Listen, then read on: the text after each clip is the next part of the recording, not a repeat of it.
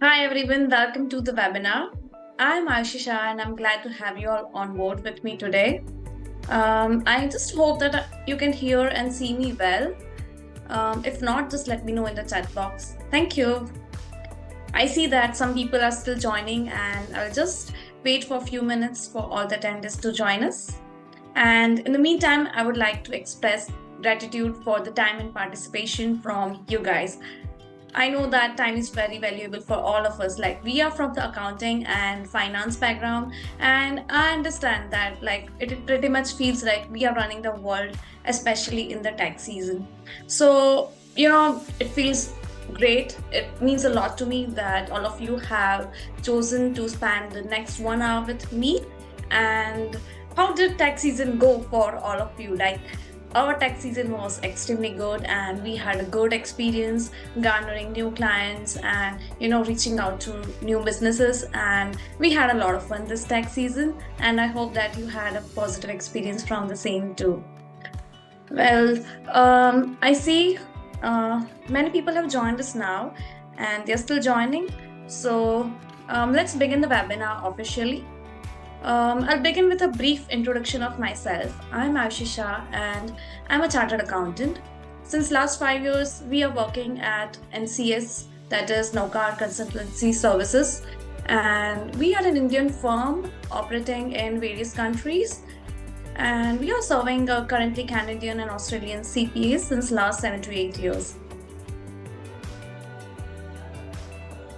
Let me begin with the background of how the idea of this webinar came to my mind.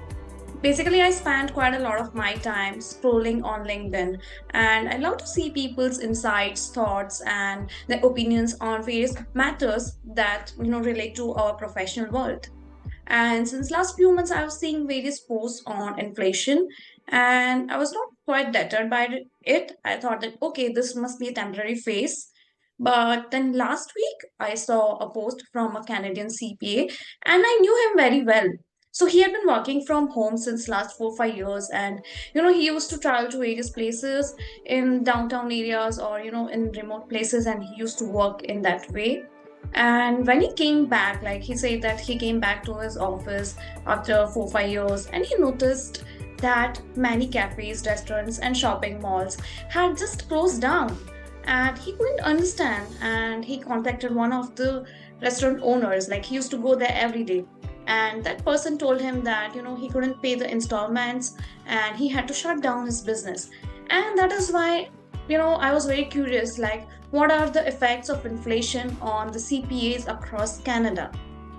When I researched the same, I came across the fact that there are so many effects on the Canadian CPA business. For example, let's start with the cost of operations. We have so many costs like salaries, rent, electricity, software charges, office supplies, everything. Like the list goes on. And when you compare what you used to pay 5 years ago, you are paying almost double amount for the same thing, and this has impacted the business a lot. But secondly, the client fees, well, I can definitely say that they are not increasing so much when compared to the cost of operations, right? We cannot charge 20x 20% more from the client from what we were used to charge them last year, and the client fees are not increasing so much while the cost of operations, they are going up and up, and that is why our PNL has been hit so much. Thirdly, the small businesses shutting down. As I mentioned, so many small businesses are already shutting down over there, and they form a huge segment of our business. And when you see that they are continuously being shut down, it impacts us a lot. And we are not big short CPA firms or having big short clients and all. Such small things affect us a lot because we acquire business from such small businesses only. And last, we can't retain our favorite employees anymore, because if you see every day this people are offering huge salaries to the talented people. In this current market, only real talent can survive, and it is definitely very expensive. So, this is the most painful point for all of us. Like, we want to retain our best talented employees, but we cannot pay them. Who are you kidding? We cannot pay the high salaries of these people. So, forget all this. Today we are not here to solve, today we are not here to talk about these problems, and we are here to, actually equip ourselves with the solutions. Throughout this webinar, we'll dive into 5 powerful marketing and 5 powerful operational strategies. These strategies will help you to not only navigate but thrive in the inflationary environment. I'm sure that from this webinar you will get practical ideas for client acquisition and you'll get strategic insights for creating a brand awareness of your firm. And 2024 is a digital era. Let me tell you, this cold calling, email marketing, and word of mouth and everything, it is all gone. You cannot acquire business from all these traditional methods. You need cutting edge technologies that can help you cut through the noise and reach your target audience effectively. This webinar offers a cutting edge exploration of the new age marketing strategies tailored to the unique challenges and opportunities of 2024. Before we dive right into the session, let me tell you, I have an amazing offer waiting for you at the end of the webinar. So please ensure that you just stay till the end of the webinar and see what the offer is for you, because it is exclusively designed for the attendees of this webinar. You're gonna find out very soon at the end of the webinar. Thank you. Now, coming back, in order to take you to the fine details of all the strategies, who better than the man himself who has crafted all the strategies only and only for you, so you can acquire new business, you can cost reduction your operational costs, and you can focus on business expansion. He's a chartered accountant having amazing skills and having a lot of responsibilities taking care of NCS. He's assistant manager at NCS. And please allow me to pass on the spotlight to Mr. Rahul Sharma. Rahul, the stage is all yours. Please guide us. Thank you, Aishi. Thank you so much. And please confirm me, like, am I audible to you? Like right now, am I audible and visible to you? Just give me. Yeah, all good. Thank you, everyone. And well, as Aishi narrated the thing that why we are here, so we will delve deeper into it, the strategies and everything that we get out of it. So, but before getting into the individual business expansion or marketing strategies, I would like to share with you the fundamental business mindset that you require to succeed in today's business environment. Okay, so in order to that, I would like to share this famous quote from one of the finest book I've written on human psychology, which is like How to Win Friends and Influence People by Mr. Dale Carnegie. And that says, the quote says, if you talk to people about themselves, they will listen for hours and hours. And the same quote, it can be extended to something like, talk to people about something and that they are interested in or something that benefits them, and they will be surely interested in hearing what you have to say. So our marketing and client acquisition efforts needs to be executed according to this very fundamental truth about information. Okay, and we have crafted these 4 strategies around this very fundamental truth itself. And well, to be honest, as Ayushi just said, that the era of cold calling and hard selling is gone already. And in this age of internet, it's the era of social selling. Okay. So in order to sell something, you actually have to build genuine cordial relationship with your potential clients. So now it reflects the question that how you can build this relationship. Okay, so it's a big how. So it's an entire process. It's not a one-day game. Okay, so if I answer this in a plain and simple manner, it's simply by offering consistent value over a period of time. Okay, which actually helps them and they get benefits out of that. Well, if I talk about any businesses, all around the world. So what happened? Every business is built around solving a particular problem, like whether it's a bigger one or a smaller one. And I believe it is crucial to understand the magnitude of such problems before analyzing it. Whether this particular problem fits in the category of a smaller one or a bigger one. So understanding and solving the smaller and bigger problems is actually the key to never run out of business. Okay, and with this, moving forward on this very approach, I would like to explain you something. And this actually, the whole concept is called as sales funnel. Okay, so if you haven't just like familiar with this approach, I mean, just imagine a funnel that you might use in your kitchen to like pour liquid into a particular bottle, or like for like petroleum or something. So a sales funnel is kindly similar to that thing, but instead of liquid, it's about turning your potential customers into the actual ones. Okay, so just imagine it, and at the top of that particular funnel, there are people who might be interested in what you are selling. Like, for example, being a CPA, just imagine people who require accounting services, which quietly, frankly, a lot of people out there in the market. So what we want to do is attract as many of them and make them travel to the bottom of that funnel, right through the top, and turn those like people into actually paying clients. Okay, and now the way you take them through the top of the funnel to the bottom of the funnel is by one way only. It's by solving their problems and creating value for them. Okay, but before that, as I said, like no, I mean, all problems are not actually equal, and it depends on their magnitude. So let me show you how you apply that particular information in a practical way. Okay, so for example, if I give, your potential client might be facing problems such as difficulty in understanding and interpretation of complex tax laws and regulation, like challenges with respect to maintaining accurate financial records. In terms of bookkeeping, there might be some challenges out there, or with respect to tax planning or tax deduction, or it might be struggle with the audits, like with respect to IRS or CIA. And there are a lot of questions with respect to business structure, entity formation, or succession planning, etc. So what we need to do is we need to pick those problems, and first we have to categorize it and then solve them for free, like by publishing content or by conducting such webinars as we are doing it today. So this will get you attention from the right audience. So you actually getting a spotlight out of it. This is what we call as top of the funnel audience. Okay. And after that, the next move should be, we need to solve slightly bigger problem for a nominal fee.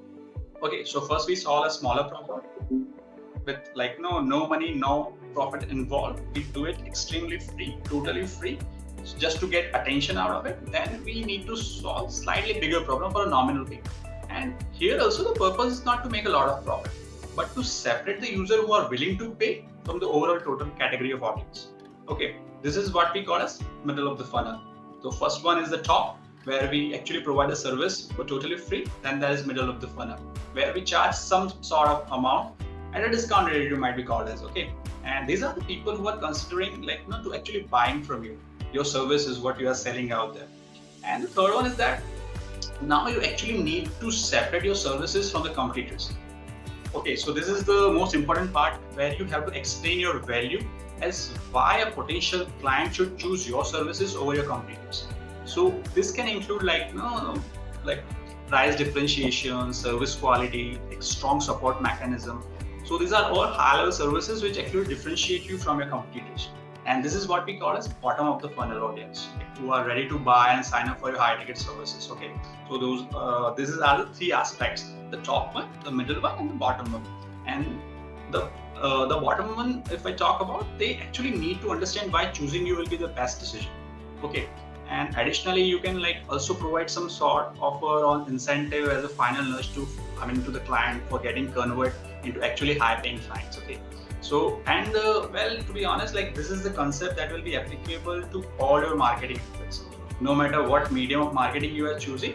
And it works so well, even it's because you are taking the audience through a funnel by creating value for free. So it's like a complete journey where they are actually experiencing the whole shifting from top to mid to bottom to actually being your high-paying clients. And it eventually builds trust as well. And it's a psychological, I would say, a sense of obligation for them to eventually consider your services. Okay, so and by considering all this, keeping this all in mind, we will be moving forward with respect to this effective marketing tools for CPAs. And we have framed this 5 most effective marketing tools. So I hope you guys are getting enough and required knowledge out of it. So just be with us and let's move forward. Well, with respect to this new age marketing strategies for customer acquisition, let's say, the first one is Google Business Profile. which is also known as Google My Business. In short, we call it a GMB. Okay, so if I simplify this Google business profile, I would say, as we all know, now, Google is the most popular search engine. And when a potential client is searching for any services on it, only the top 3 or 4 listings are visible to us. Like, so my question to you is whether your business among the top 3 or 4, just take a chance, like, try, like, Google it up and see whether you are over there or not. Well, if it would be, I mean, I'm glad if you would be there, but if you're not in that ranking, you are surely missing out a lot of potential business out there. And you are just simply handing them to your competitors who are not in that particular ranking. And well, with respect to that, there are a few guidelines that with the help of that, you can really optimize your Google profile. Okay, so what's the first step, like, how you can optimize it? So the basic answer to is that by having one, like, you need to have to complete your profile at first. Okay, where you need to provide, like, complete details regarding business name, business address, contact details, your website URL, your business hours, and also with respect to categories. Okay, now all those above are pretty simple, like, the name, address, contact details, and everything out there. But with respect to categories, there's a catch out there. Okay, so what's the catch? With respect to categories, there are mainly 2 categories. Okay, one we call it, I mean, as the name suggests, so one we call as primary one, and the other one is secondary one. Well, with respect to primary, there is only one out there. But with respect to secondary categories, there are 9 secondary categories. Okay, well, if I explain it in a pretty layman language, primary category should be brought to bring in most traffic. Okay, I would say as a CPA, the primary category could be accountant, accounting firm. But while with respect to secondary category, it would niche down to particular services that a particular firm will provide, like such as bookkeeping services, payroll services, tax consulting, financial planning, etc. So after that, after completion of your profile, now what's the next step you need to do? Is that you need to verify your listing. Okay, first of all, you need to build your complete profile, and second comes up, you need to verify your listing on the particular Google search engine. Okay, so with respect to verify your listing, like, depending on business category and public information, region, support hours, and volumes, you may have to verify with more than one method. Okay, and there are 2 main verification methods, I would say. First is like, let's say, phone code, and the second one is business video. Okay, so with respect to phone code, I mean, we get a code via text or voice code to the mentioned contact. Okay, and the second one is where the first one is pretty simple out there, but the second one is that where you have to do a little bit of exercise of recording a video showing your location, equipment, and proof of management out there. So you need to post that thing. Okay, so first one is pretty simple. You need to complete your profile. Second one is where you have to verify a listing via phone code and business video. Then comes optimization for keywords. Okay, so let me explain you in, again, a pretty simple layman language. Here, like, for optimization of keywords, we use like business or industry keywords in your description. We need to put down some keywords in our description, such as accounting, bookkeeping, tax filing. So it's quite easier for someone who is finding, like, who is searching for us, will get us like over there. So, but one should not do it in excess of it. Like, avoid stuffing that description with keywords, because otherwise it won't look natural out there. So just use 1 or 2 out there, and it should be sound quite natural in order to be like more approachable. Okay, and after that particular optimization, I think there comes the reviews, which is like one of the most important aspect of it. So I mean, see, whatever business you do, feedback is like is of great help to actually improve us in a positive way. So with respect to reviews, I would say we need to encourage the satisfied customers to give you positive reviews out there. And with respect to getting positive reviews, or to be fair, like any kind of review, whether a positive or it might be negative ones sometimes, possibly, and I hope not. But the timing is pretty important out there. So you should reach out to them or call them or request for a review, but just make sure you are doing it on the right timing. And whenever you ask for reviews, it would be great if they are in a happy mindset, and because it would actually having a higher chances for getting some positive reviews, okay, which we truly deserve out there. So after considering, let's say, a particular tax season, where you have worked exceptionally well. So I think that would be a great time like for asking for reviews, which we gonna eventually gonna do. Okay. And well, you can also, I mean, provide incentives, like offering discounts or some freebies. But I think it would be great if you keep that integrity stuff in mind. That I think the review should not be compromised for the sake of just getting the freebies. Okay. And the most important thing with respect to these reviews is that we should respond promptly to such reviews. Like, whether if it's good one, I think we should express our gratitude for the feedback. And if it's a negative one, I think we should take it in a very sporty way and a positive way. That okay, these are the aspects that we need to improve. Okay.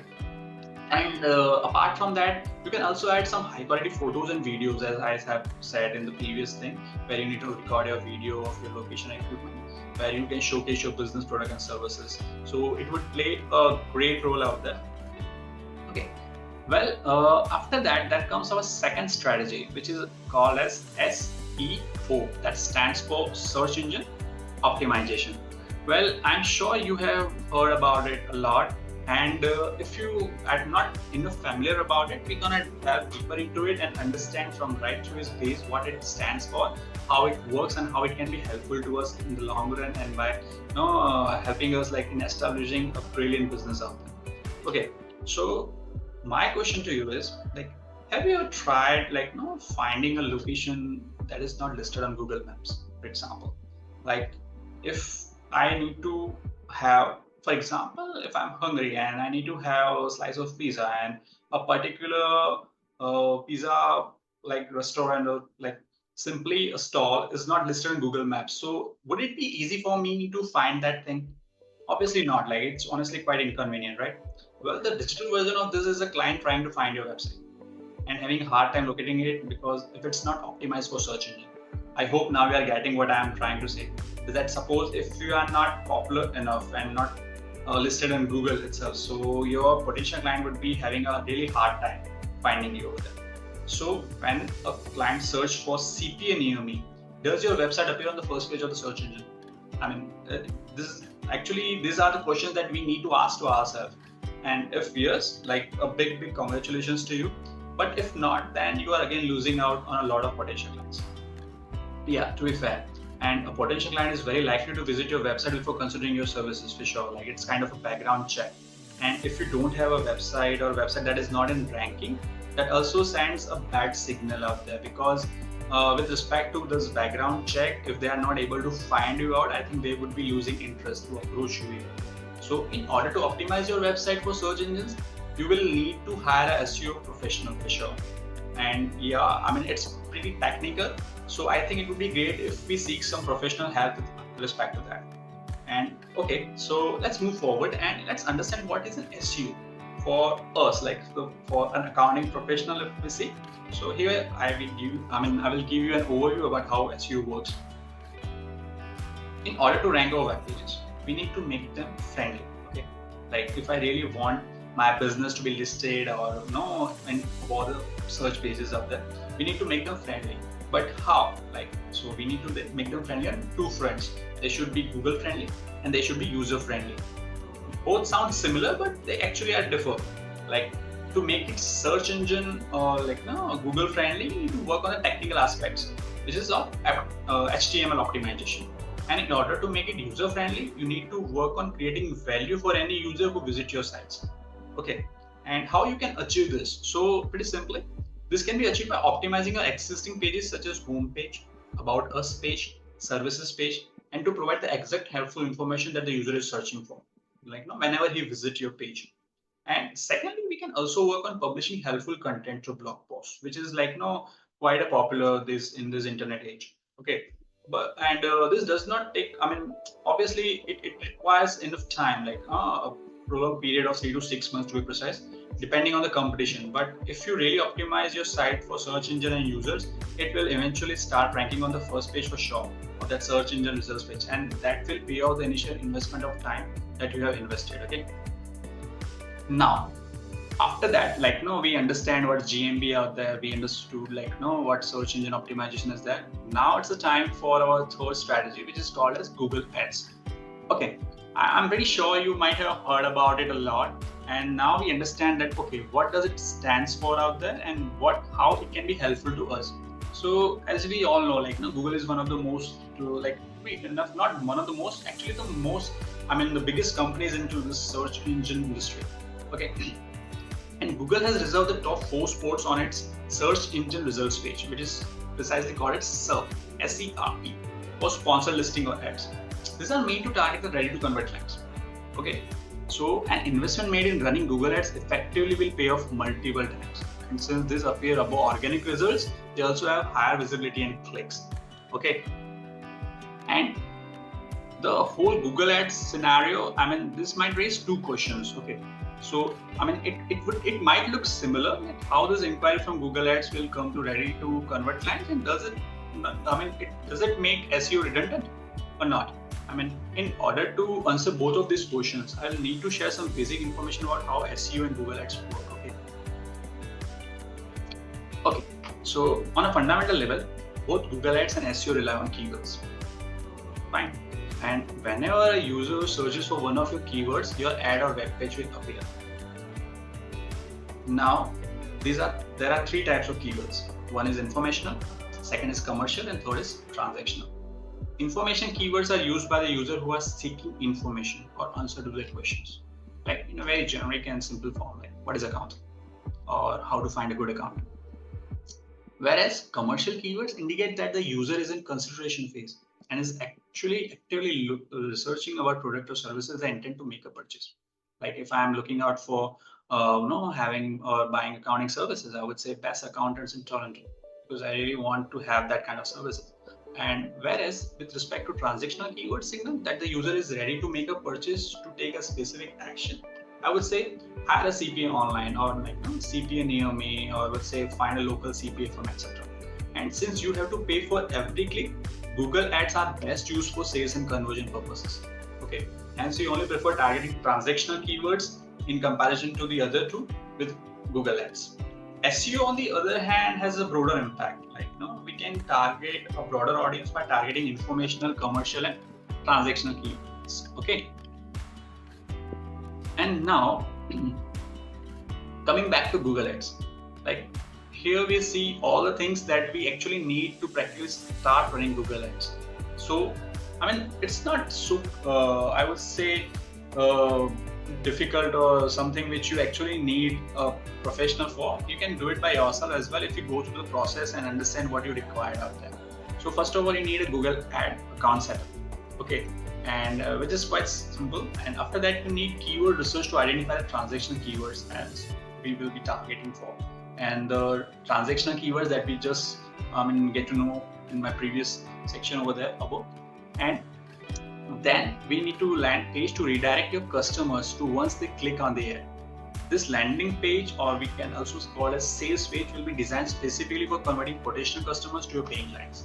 I know it's getting a bit technical here, but I think it requires that exercise to actually make an impact out there.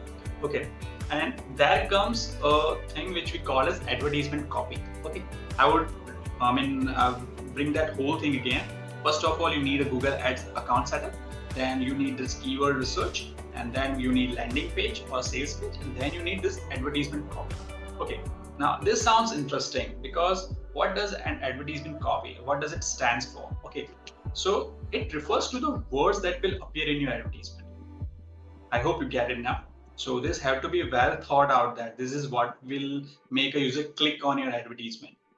Okay, so this is called as advertisement copy. And then after going through all this, you need to set up your advertisement, and you just have to monitor your performance and optimize the same. Okay, I hope you get this whole thing with respect to Google advertisement and everything out there. Now, our next strategy revolves around social media. Well, in marketing, precisely, I would say there's a rule, and the rule says it's the rule of 7.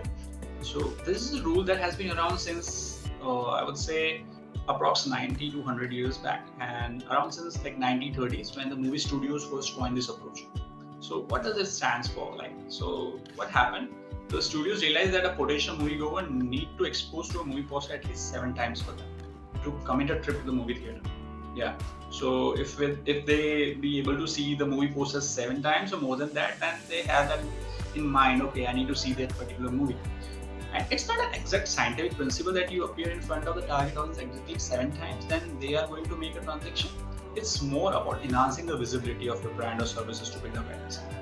Okay, so the modern version of this rule is that you must appear in front of your target audience on an average between 7 to 32 times for them to consider your services. Yeah, I'm getting quite north of 7, but the higher side, the better one. Okay, and when a potential client is searching for your services, he will not be ready to trust you from just having a glimpse of it. Okay, so our aim is to enhance your visibility in front of the target audience so that he gains familiarity and eventually trust you enough.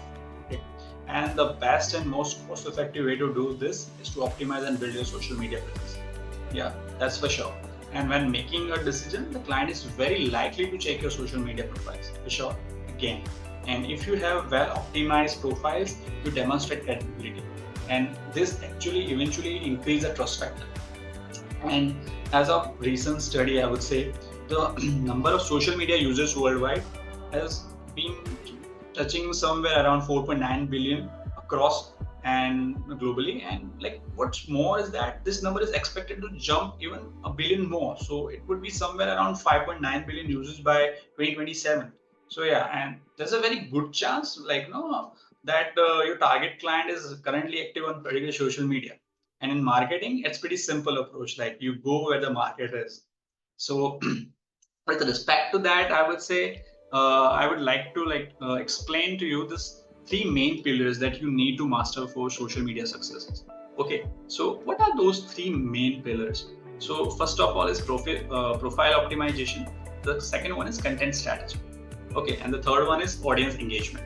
So what this is all about, we need to study and we need to get knowledge of it, and what does it stands for. So with respect to profile optimization, I think it's pretty simple, and as the name speaks for itself, that we need to put accurate and up-to-date information of our business out there just to optimize the profile. But with respect to content strategy, there's a catch.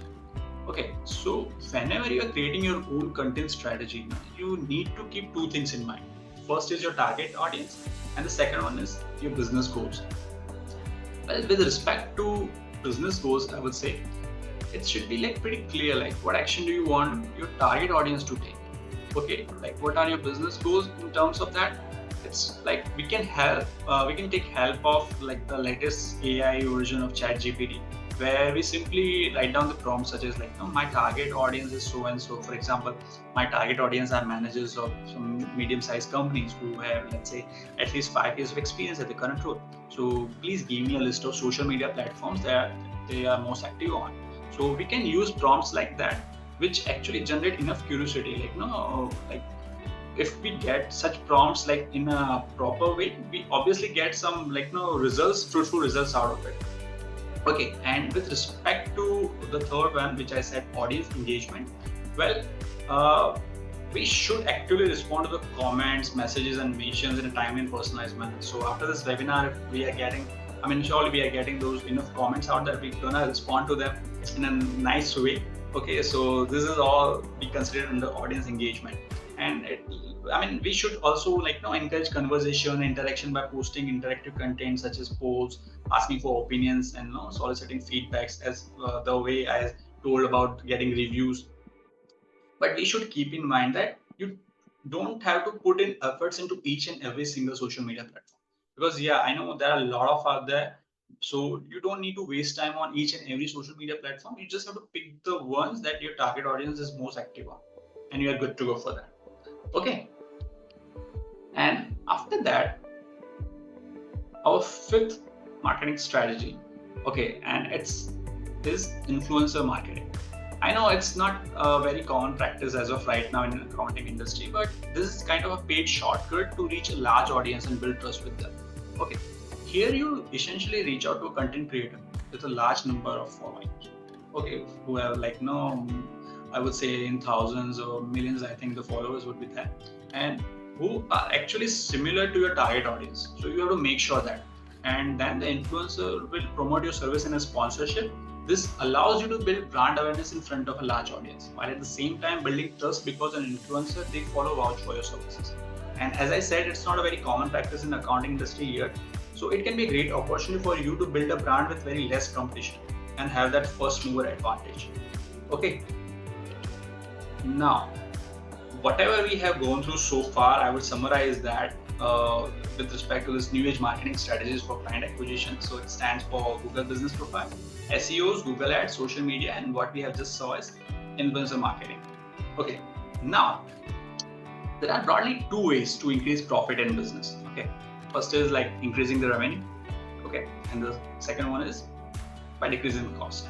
So we just went over 5 strategies to acquire clients and increase the revenue portion. So we took care of the first part. Now, next, let me share the top 5 strategies for operational cost reduction as a CPA, which I'm pretty sure we are all familiar with that. Let's move on to that thing. Okay, as you can see on screen, like I'm sure you are all familiar with this, like the strategies for operational cost reduction, like operational efficiency improvements, technology investments, training development programs, remote work, outsourcing, remote work functions.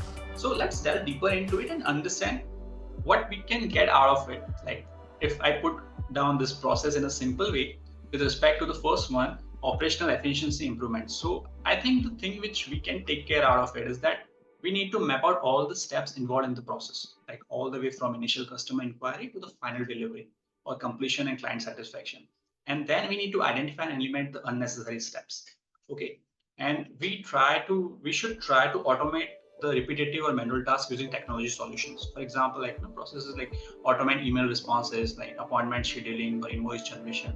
So this way we can streamline the mandatory steps to make them more efficient. And once you have clearly defined a streamlined process, you need to work towards standardizing the entire process, and you need to document it for the best practices. Okay, then comes technology investments.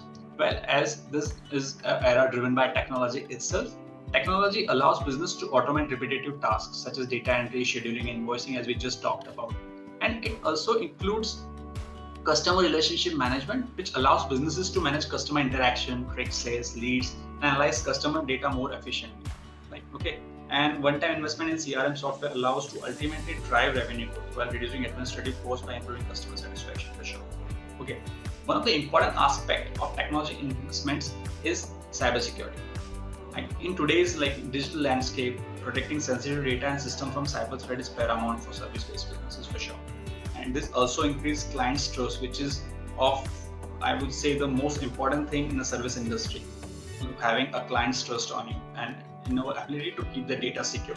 Okay, so these are 2 aspects, and the third one is training and development programs. I would say employees who receive proper training are better equipped to perform their job responsibilities effectively, leading to fewer errors and higher quality work, and it eventually increases efficiency in service delivery. Okay, so it's obvious, like employees who are well trained in customer service skills can provide better assistance and support to customers, leading to higher level of satisfaction. And as we all know, satisfied customers are more likely to remain loyal to the business and reducing customer churn and the associated cost of acquiring new customers. So it's actually a win-win. Okay, and investing in employee training and development demonstrates a real commitment to the employee growth and career advancements as well. Okay. After that, I would like to jump on the 4th one, which is remote work. Well, I would like to say that as we have seen the era of 2020, where COVID took over the world, and I would like to say that it took us a lot of things from us. But the thing which we get out of it, that as we can say, a kind of a blessing in disguise, is remote work arrangements. Okay, which was prior to that is not so popular, but it actually, if we analyze the situation, it's quite helpful in the long run also with respect to cost cutting or lower infrastructure expenses and expanded talent pool, or increasing the employee satisfaction and retention. And see, it's a work arrangement where employees are not required to physically commute to the workplace. But instead of that, they perform their duties remotely, typically at their home or another remote location. So eventually, it will increase their satisfaction. Okay, because offering employees the flexibility to work remotely can improve work-life balance for them. It reduces their stress and increase the job satisfaction as well, and it will lead to lower turnover rates. And it also with respect to the business expenses, if I would say, it actually save out on costs associated with maintaining a physical office space. like both the real estate cost as well as the cost associated with the office supplies like desks, chairs, computers, printers, and other equipment. And after that, I would say the fifth one, well, it's one of my favorites. So outsourcing the non-core functions. Okay, so I mean, we all are like pretty familiar about it, like the advantages of outsourcing, right? It's a significant cost reduction in outsourcing. Like, to be honest, like labor arbitrage, if I would say, with the cost of labor in the outsourcing destination is substantially lower than in the home country. Okay, and it actually allows businesses to reduce operational expenses while still maintaining the quality standards, which are of like top-notch requirement. So this also allows you some other benefits such as like flexibility in scaling your operations or focus on business expansion, where you can take care of that thing by allowing you to focus on the core aspects of client acquisition and business expansion. Okay, so that's a wrap of our strategies for operational cost reduction. Now, I want you to imagine having all the above strategies for operational cost reduction set up for your business. Okay, imagine a perfect scenario, like where majority of your time is spent on managing the day-to-day activities, and you have enough free time at hand to dedicate to business development, where you don't have to worry about workload, even during the tax season itself. Okay, a scenario like where you don't have to invest in resources in terms of staff, technology, I would say, or expertise to handle all accounting tasks effectively, where you don't have to worry about staying on top of ever-changing accounting like rules and regulation and tax laws. Like a scenario where all like the deadlines are like fulfilled, and like meeting the deadlines, to be honest, is not a hassle, and clients' expectations are always fulfilled. Imagine a world where all these are reality, okay, without you having put a single effort, right? Okay, so well, I would say I would like to, take some time to highlight how NCS can help you to make this a reality. Okay, so NCS Global is a KPO specializing in accounting outsourcing, and our back office is located in India with presence in US, Canada, and Australia. And with more than 8 years of experience, we have developed a robust system that takes care of your operational work without missing a deadline. Okay, and that's my guarantee out there. Or like without you needing to concern yourself with constant reminders, allowing you to focus. I mean, it actually allows you to focus on your efforts on client acquisition and business expansion. And our outsourcing services cover a wide range of accounting tasks, for sure, like include accounting and bookkeeping, tax preparation, financial reporting, payroll processing, and also digital marketing as well. Yes, the methods that we have discussed, like priorly the five, we actually can bring a lot of help to you with respect to that. Okay, so I'm sure you all gonna have this particular question, like why NCS? Okay, so in simple and plain manner, if I explain that why us? I mean, why would you choose only us among the pool of all other outsourcing firms out there? So I would say in a very plain and simple manner that we utilize the latest technology and industry's best practices to ensure efficiency, accuracy, and compliance with regulatory standards. Okay, so by partnering with us, you can forget about your operational concerns for sure and focus all your time to scale up the business. So if you are ready to take your business to the next level and simplify your accounting process, I invite you to reach out to us today. But prior to that, I would like to reveal a special offer that Aishi has mentioned about in the beginning of the webinar. Okay, so in our business, prior to onboarding, we usually provide a 15-hour free trial for our services, like for our clients to check if our services are as per their convenience or not. However, as a token of our appreciation for everyone attending this webinar, we have decided to offer an exclusive 25-hour free trial to all our webinar attendees. Okay, and this offer is only valid for the next month. So if you are interested to have a free consultation to check if your business can benefit from outsourcing, I believe now is the best time to book a free consultation. So those who are actually interested into it, please send an email on ayushi@ncscorp.com to schedule a non-obligation. Okay. And I would say you can just put a subject line like while typing that email NCS webinar attendee, so it would just bring us our attention on that particular. Okay, so and after that, if you would like to have any sort of questions, please bring it up. So we will like to discuss what are your thoughts with respect to such marketing strategies and with respect to cost reduction or anything like that. Just raise your virtual hand and we will take care of that as well.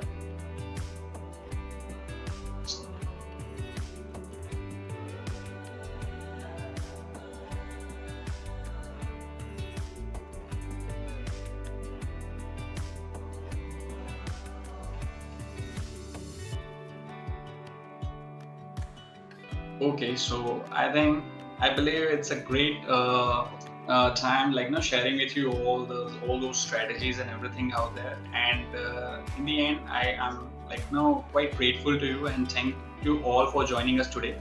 And we look forward to this opportunity to partner with you and support your business success. Okay, have a wonderful rest of your day, guys. Thank you so much.